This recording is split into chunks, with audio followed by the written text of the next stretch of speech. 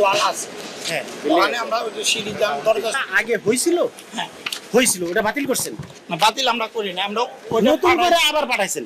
আবার পাঠাই। নতুন করে যেহেতু আবার পাঠাইছেন, এর মাঝখানে কাজটা করে ফেলাইছেন, তাহলে আপনি তো পাঠাইছেন অনুমোদনের জন্য, তো অনুমোদনের আগে কিভাবে কাজটা করে ফেললেন? এখন যদি অনুমোদন না হয়, আমি আমি বোঝার জন্য বাবা এটা বলেন, আমাদের- ধরেন আমি বলতেছি, ধরেন এটা অনুমোদন হইলো না, তখন আপনি যে এই কাজটা করলেন জনগণের টাকা দিয়ে, এটা নষ্ট হবে কিনা বলেন? আমার এই কথাটা আপনি জবাব দেন তো। যদি না হয় আর এটা আচ্ছা, যারা এটা যে অনুমোদন হবে, এটা আপনি গ্যারান্টি কিভাবে? যারা অনুমোদন করবে তাদের মৌখিক নির্দেশে আমরা এটা কাজটা মৌখিক শুরু নির্দেশ করব। মানে মৌখিক নির্দেশ, তাদের সরকারি কাজ কি? হ্যাঁ, এটাই হবে। কিন্তু এরা যে এখানে তাহলে আমরা এখন যাচাই করবো কিভাবে বলেন? আপনি যাচাই করবেন, আমি নকশা যেটা দিচ্ছি ওটা আমি আনাবো। না, না, না, ওটা এখন তো আমার সময় লাগবে তো, আপনি সময় লাগবে না। এটা সময় তো আপনারা এইভাবে কাজ করেন, ডকুমেন্ট ছাড়াই কাজ করে যাইতেছেন গা। টাকা কত এখানে বিল তুলে বলছেন? বিল 1 টাকাও পাই না এখন, 1 টাকাও না। এই যে 2 টাকা খরচ করছে, এই যে আপনি তো মনে করেন 1.5 কোটি টাকার মতো এখন খরচ করছে, সে 1 টাকাও পাই না। 6 মাস যাবত বা কয় মাস হচ্ছে, 8 মাস। 2 কোটি টাকার প্রকল্পে যদি আপনি 1.5 কোটি টাকা খরচ করে ফেলান, নকশা ছাড়াই 2 কোটি এখন টাকা খরচ করে ফেলাইছেন। এখনো বাজেটে 1 আর টাকাও পাই নকশা ছাড়া 1.5 কোটি টাকা করে ফেলেছেন। ওটা বললাম না, অফিসারদের মৌখিক নির্দেশ। মৌখিক নির্দেশে সরকারি কাজ হয় না, মৌখিক নির্দেশে সরকারি কাজ হয় না। এখন আপনি বলতে পারবেন এখানে এটার গভীরতা কতটুকু হয়েছে, এটার থিকনেস কতটুকু হয়েছে, আমার তো কতটুকু হয়েছে? নষ্ট তো আমরা পাঠাই রাখছি, আমরা অনেক এটা লেখা নাই, আমরা তো অনেক পাঠাই রাখছি, অনেক তো আমাদের লেখা আছে সব ডকুমেন্ট। প্রস্তাবিত বলে যে এটা আরো 10 ইঞ্চি বাড়াইতে হবে, ওটা বলার সুযোগ নাই। আপনি আগে জানেন কিভাবে সুযোগ নাই বলছেন? আপনি আগে কিভাবে বলবেন?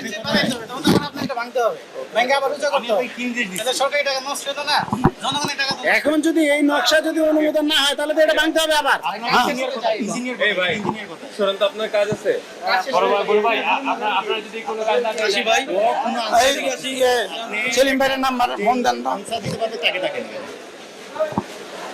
আপনার রেল স্টেশন মাস্টার নাই? স্টেশন মাস্টার নাই এখানে? হ্যাঁ, সেলিম ভাই, স্টেশন মাস্টার এটা কাজ। আপনার 1 নম্বর প্ল্যাটফর্মের নকশাটার কি অবস্থা? ইঞ্জিনিয়ার ইঞ্জিনিয়ার ওটা আমার ছবিটা একটু পাঠা দেন তো। ইঞ্জিনিয়ার ইঞ্জিনিয়ার ওই আপনি সাবানার ইউনিটে বলেন। না পাইনি তো এখনো। ওটা এখন আমার ইমার্জেন্সি, আমরা আমার হোয়াটসঅ্যাপে পাঠাই। এখানে 8 সদস্যের একটা টিম অভিযানটা পরিচালনা করি। এর মাঝে এই যে 2টা প্ল্যাটফর্ম কনস্ট্রাকশনের কাজ চলতেছে, এই 2টা প্ল্যাটফর্মে কনস্ট্রাকশনের কাজের জন্য পুরাতন রড বেরোইছে অনেক। সেইখান থেকে আমরা, তারা স্বীকার করছে 3.5 টন রড, যার মূল্য হচ্ছে 1,17,000 টাকা। 1,17,000 টাকার রড বিক্রি করে দিছে হচ্ছে, কি নাম ওনার? সিনিয়র প্রকৌশলী, সিনিয়র নির্বাহী প্রকৌশলী। নির্বাহী প্রকৌশলী কি নামটা আফজাইন মাহতাব। আফজাইন মাহতাব উনি হচ্ছে বিক্রি করে দিছে। তো উনি যে বিক্রি করছে এই রডটা কম টাকার, 1,17,000 টাকার, কম টাকার হলেও এটা তো জনগণের টাকা। উনার উচিত ছিল টেন্ডার দিয়ে তারপরে বিক্রি করে জনগণের টাকাটা জনগণের খাতে রেখে দেওয়া। কিন্তু উনি কি করছে, উনার কর্মকর্তা কর্মচারী এবং উনার মাঝে বাট বাটুরে করে নিয়ে গেছে। এটা তো ঠিক হইলো না। এছাড়া তারপরে হচ্ছে এই যে 2টা প্ল্যাটফর্ম যে কনস্ট্রাকশনের কাজ চলতেছে, এই 2টা প্ল্যাটফর্মের একটা প্ল্যাটফর্মের নকশা আছে, অনুমোদনকৃত নকশা, আর একটা প্ল্যাটফর্মের নকশা নাই। এখন নকশা ছাড়া উনি যে 2 কোটি টাকার কাজ বাস্তবায়ন করে ফেললো, এই নকশা যদি অনুমোদন না হয়, তাহলে কিন্তু এই প্ল্যাটফর্মের 2 কোটি টাকার কাজটা কিন্তু ভাঙতে হবে, ভাঙিয়া নতুন ভাবে করতে হবে। ওনারা কি করছে, মৌখিক নির্দেশে করে ফেলছে। না না না না, সরকারি ভাবে মৌখিক নির্দেশে করার সুযোগ নাই। হ্যাঁ, এর মাঝে আমরা দেখলাম যে বিট বালু দেওয়ার কথা, বিট বালু দেওয়া, ওনারা বিট বালু দিচ্ছে না, ওনার মাটি দিচ্ছে, ঠিক আছে। এরপরে হচ্ছে ওই যে প্ল্যাটফর্মের ইটের মান নিম্নমানের, এই বিষয়ে আমরা একটা অনুসন্ধান চালু করব, অনুসন্ধানের সুপারিশ করবো আর কি প্রধান কার্যালয়ে। ট্রেনের মধ্যে অন বোর্ড ট্রেনের মধ্যে যে সেবাগুলো দেওয়ার কথা, সেগুলো যেমন টিস্যু, সাবান, বদনা, তারপরে এয়ার ফ্রেশনার, এইভাবে 14টা আইটেমের পণ্য সরবরাহ করার কথা প্রত্যেকটা ট্রেনে।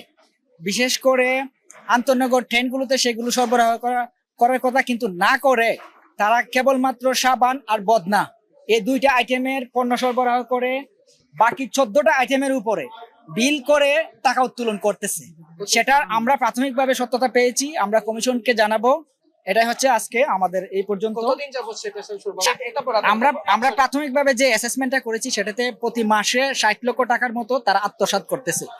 আমরা এই প্রাথমিকভাবে যে অ্যাসেসমেন্টটা করেছি 60 লক্ষ টাকার মতো বাৎসরিক, তাহলে সেই হিসাব করলে 7 কোটি 20 লাখ টাকার মতো আত্মসাৎ করে।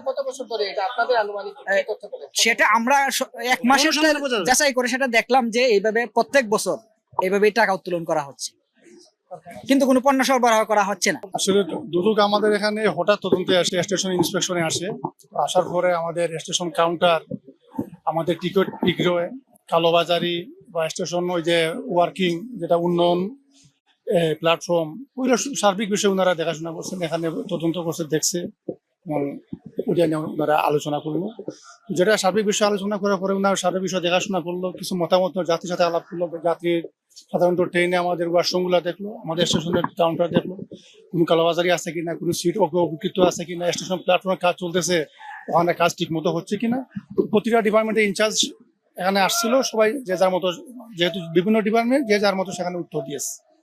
আসলে এখন ট্রেনে ওয়াশরুমে কি পণ্য দেওয়া হয় ওইটা আসলে আমাদের ঢাকা থেকে দেওয়া হয়, আমাদের এখান থেকে কোনো কিছুই নাই। এখন ঢাকা থেকে কি দেওয়া হয়, ওই যে সিজার লিস্ট আমরা এখনো পাই না। যদি আমরা এখানে পাই তাহলে আমরা মিলে দেখতে পারতাম যে আসলে পণ্যগুলো কি দিচ্ছে বা কি দিচ্ছে না। ওই বিষয়টা ওনাদের আমরাও বলছি, ওনার সেই বিষয়টা সার্বিক তদন্তে তুলে ধরবো। দৈনিক বাংলাদেশ মিডিয়া, সত্যের সন্ধানে সারাক্ষণ।